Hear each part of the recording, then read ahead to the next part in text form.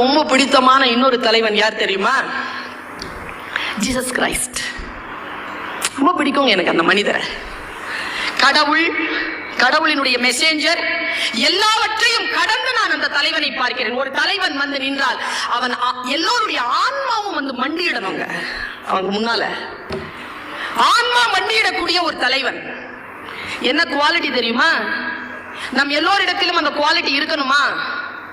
2 சொற்களால் அதை நான் சொல்றேன்.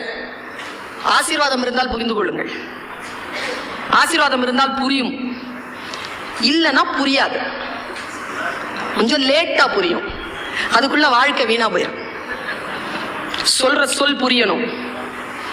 பாருங்க, ஜீசஸ் கிரைஸ்ட் யாருன்னா பைபிளை முழுக்க வாசிச்சு பாருங்களேன்.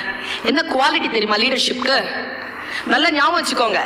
லீடருங்கிறவன் எல்லாரையும் பின்னால